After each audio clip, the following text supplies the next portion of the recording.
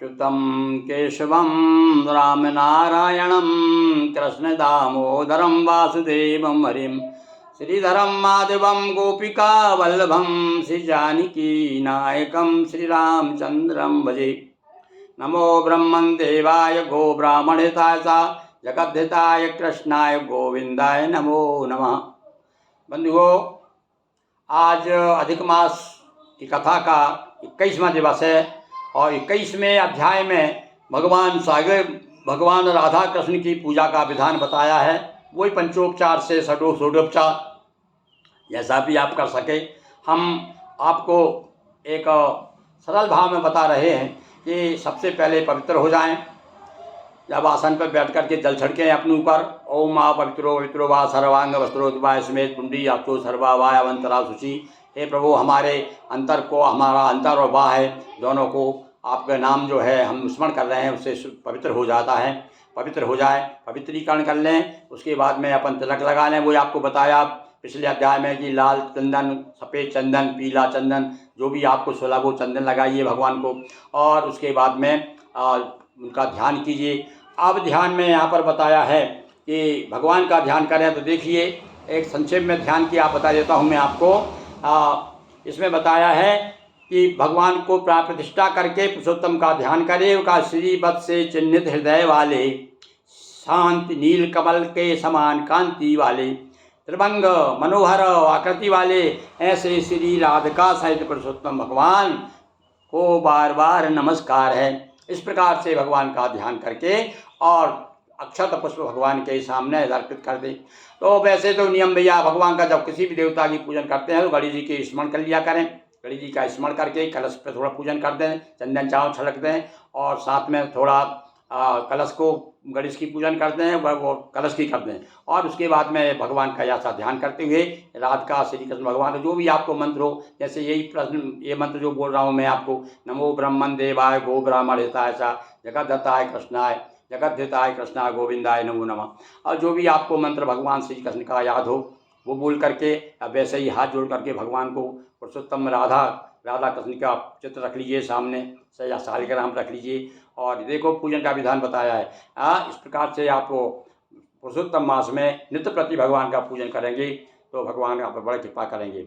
अब थोड़ा सा विधान बता दूं आपको। पूजन में आपको क्या क्या करना, बड़ा सरल है। इसमें भी वही बात बताइए, मैं अपने ढंग से बता रहा हूँ आपको। सबसे पहले भगवान को आप भावना कीजिए, हे प्रभु, मैंने निर्मल नर्मदा जी का, गंगा जी का जल आपके लिए लाया हूँ, पवित्र करके लाया हूँ, शुद्ध करके इसमें सुगंधित द्रव्य मिलाया है, आपको अर्पित कर रहा हूँ। आप मेरा स्नान की भावना से कर रहा हूँ, अब स्नान स्वीकार कीजिए। कहते हैं ना, स्नानम समर्पयामि।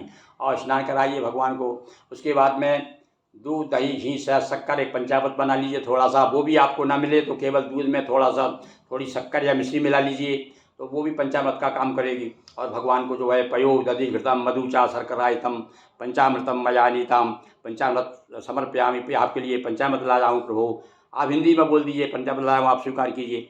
मैं आपको इसका एक अलग वीडियो बनाऊंगा, उसमें बताऊंगा। तो बड़े सरल शब्दों में कुछ दोहे मैंने तैयार किए हैं कि किस प्रकार से भगवान को पहले स्नान करा दें, और उसके बाद पंचामृत से, फिर शुद्ध जल से स्नान करा दें, फिर वस्त्र और जनेऊ सर्वाभूषा दिके सौम्य लोक लज्जा निवारणे मया प्रसादिते तुभ्यम वासी पदगृहीताम। हे प्रभु, ये वस्त्र स्वीकार कीजिए। उसके बाद में आप जो है यज्ञोपवीत जनेऊ ले लीजिए। आप नवभिस्तंतुर अविरुक्तम त्रिगुणम देवतामयम उपवीतम मया दत्तम गणया परमेश्वर। यज्ञोपवीत स्वीकार कर लीजिए। और यज्ञ उसके बाद थोड़ा एक आचमन जल छोड़िए।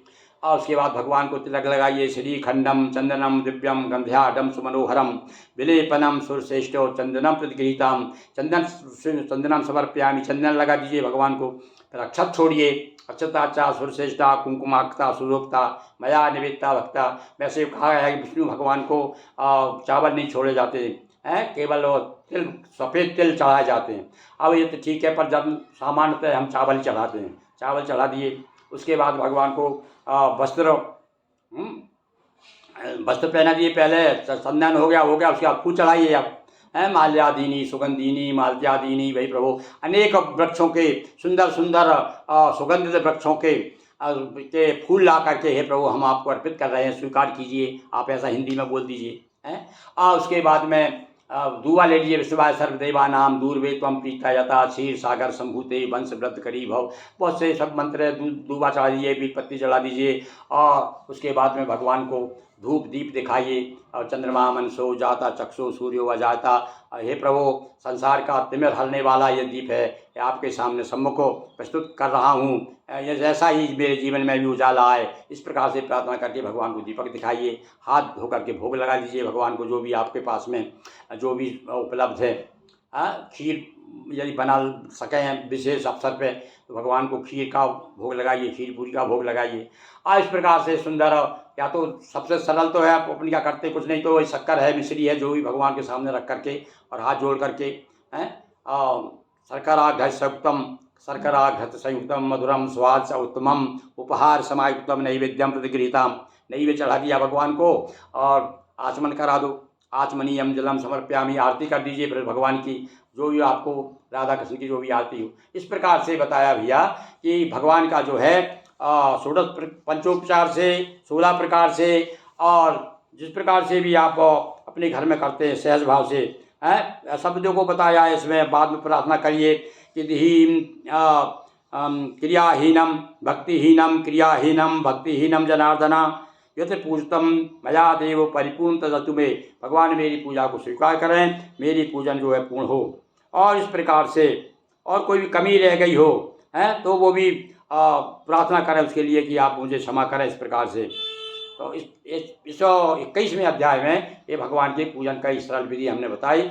एक आध दिन में अलग से आपको इसका एक वीडियो बना करके, जिसमें मैंने जितनी भी पूजन का जो पूरा विधान दिया हुआ है ना, भगवान को आवाहन करने से लेकर के विसर्जन तक का, उसके सबका मैंने दोहे में तैयार किया है, ताकि जो संस्कृत नहीं जानते, वो जो भगवान के प्रति समर्पित हैं, भाव है, आस्था रखते हैं, सरल भाव से वो भी दोहा पढ़ पढ़ के पूजन कर सकते हैं। इस प्रकार से आज का ये 21वां अध्याय ये आपका अधिक मास के कथा के अंतर्गत जो दिया गया है वो मैंने आपको सुनाया। निश्चित रूप से मैं समझता हूँ कि आप इससे लाभान्वित होंगे। बहुत बहुत धन्यवाद। बोलिए वृंदावन कृष्ण चंद्र की जय। हर हर महादेव शंभो।